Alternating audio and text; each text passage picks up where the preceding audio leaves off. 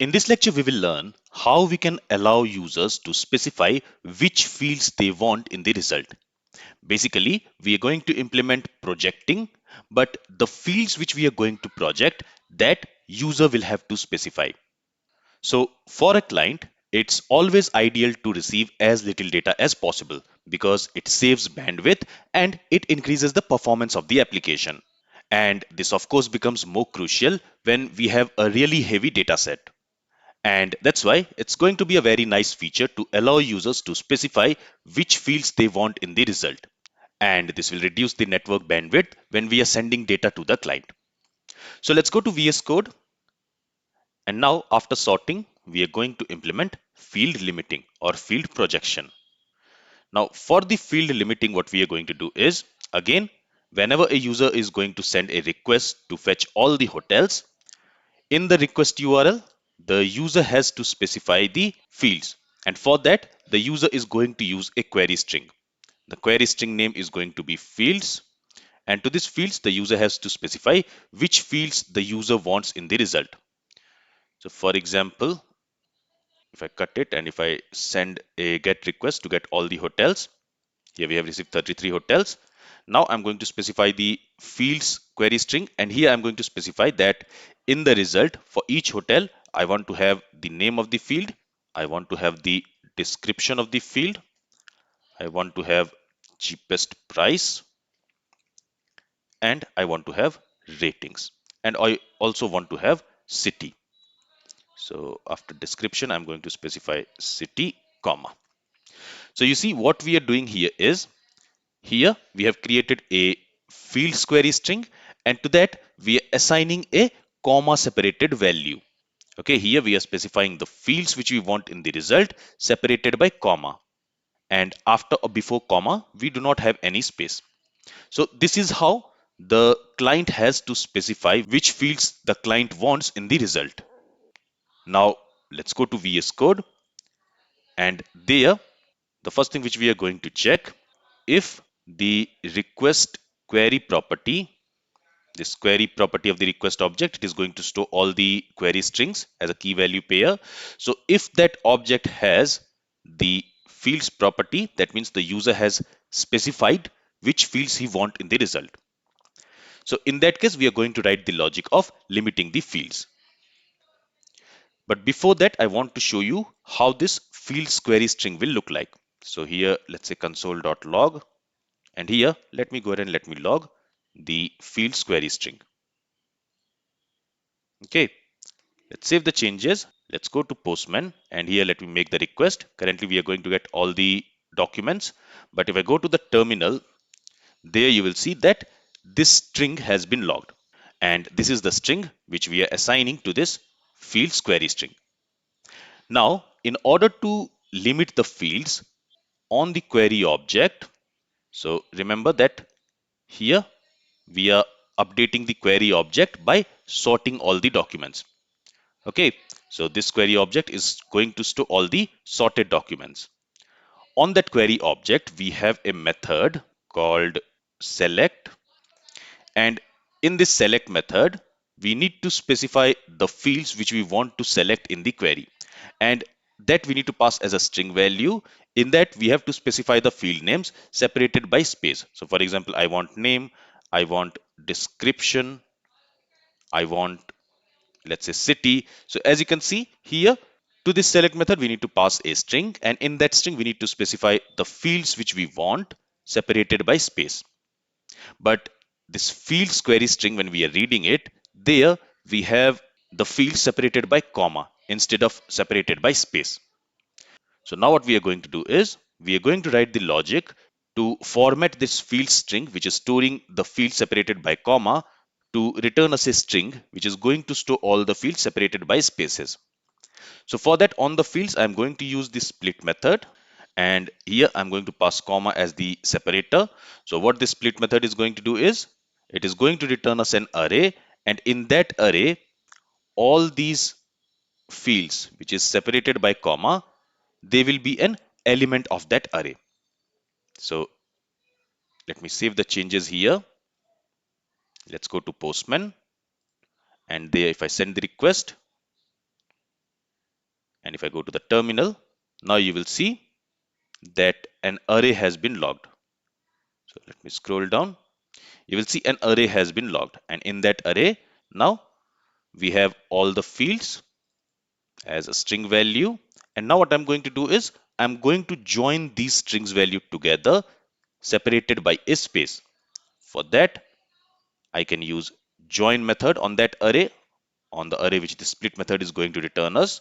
So I'm going to use join method, and here I want to join each element of the array which the split method is returning us separated by a space. So that I'm going to specify here. And now if I save the changes, let's go to Postman. Let me make a request again, and let's go back to the terminal. And now if I scroll down, you will see that now a string has been logged where each field is now separated by a space. And this is what we are going to pass to the select method. So let's go back to VS Code. And now instead of logging the result, I'm going to assign the result of this expression to a variable. I'm going to call it as select fields, or maybe I'll simply call it as fields. Okay, and we are going to pass these fields to this select method. And again, the select method is going to return us a query. So let's go ahead and let's store that query in a variable, because at this line we want to execute that query, right? So I'm going to store that query back to this query variable. So now in this query variable, first we have the sorted documents, and then from that sorted document, we are also implementing the projection by selecting few fields from each document. So here we are implementing projection. We learned about projection in the fundamentals of MongoDB section. So projection simply means selecting or unselecting few fields from the document. And with this, if I save the changes and let's go to Postman, and now if I make a request, now in the result, we should have all the documents, all the 33 documents. They should be sorted, and for each hotel document, now we should have only name, description, city, ratings, and cheapest price property. This underscore ID property will come by default, so we cannot do anything about that. But now you see for each hotel document, we just have name, description, city, ratings, and cheapest price property. Other properties are excluded from the result. And this is how we can implement projection in our Express application. Okay, from here, if I remove this ratings field, then that ratings field will also be removed from the result. If I send the request, now in the response, we do not have ratings field also. Now we just have name, description, city, and cheapest price.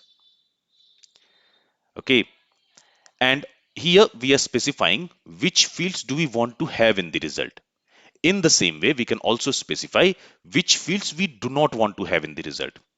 And for that, the fields which we do not want to have in the result, before that we just need to use a minus sign like this.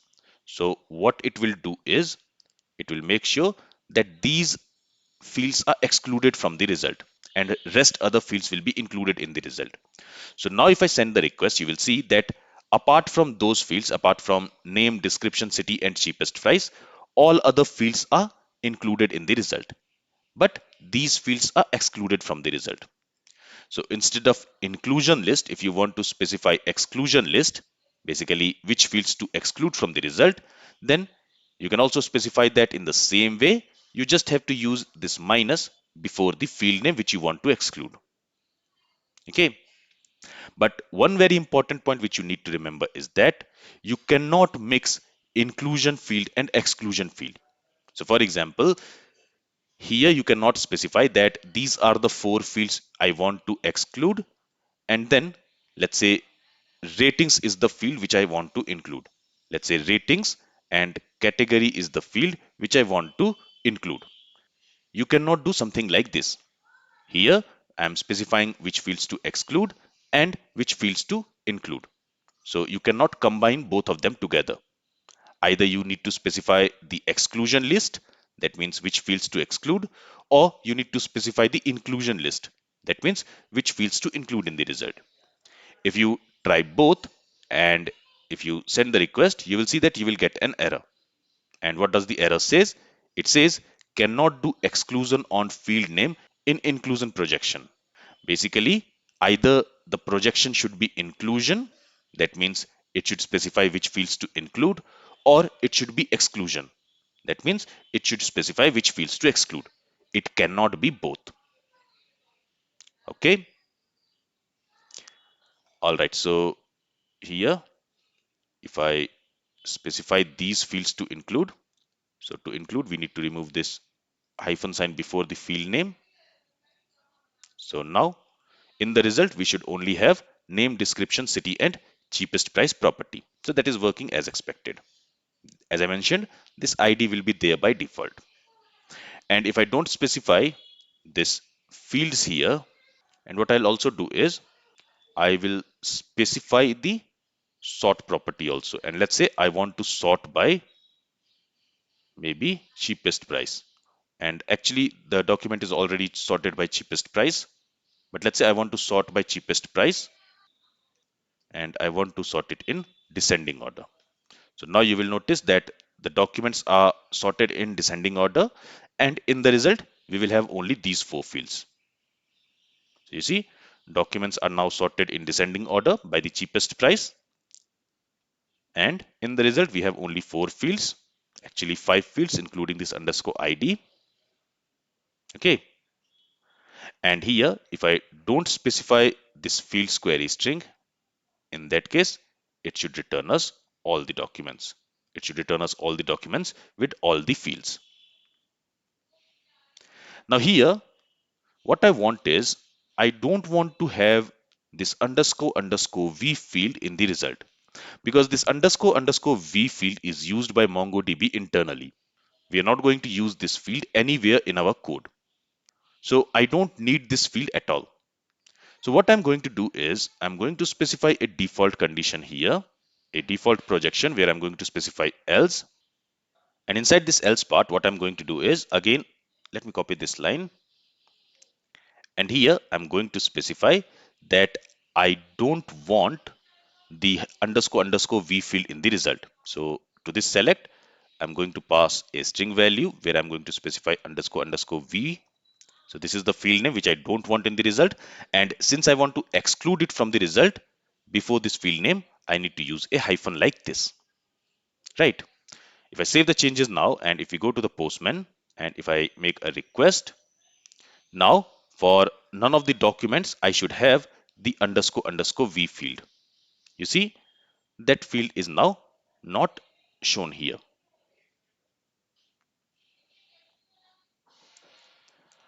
All right, finally, what I also want to show you is we can also exclude a field from the result from our model.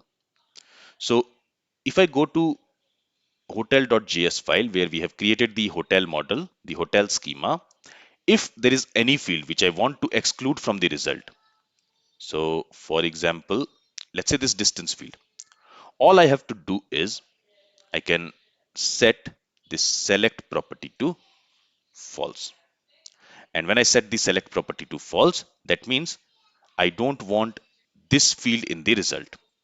If I save the changes, let's go to Postman. Let's see if that's the case. Currently for each document, you will also have this distance property. But now if I make a request in the result, now we should not have distance property. So you see for this document, we do not have the distance property. So we can also exclude a field from the result by setting the select property of that field in the schema to false. But here I'm not going to do this. I just wanted to show you that this is also possible.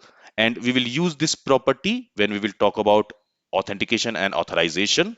There, whenever we are going to request for a user detail, with the user detail, we might not want to send the password of the user in the response. Right. So at that time, we are going to use this approach to hide the password field, to exclude the password field from the result. All right, so this is all I wanted to cover in this lecture. If you have any questions from this lecture, then feel free to ask it. Thank you for listening and have a great day.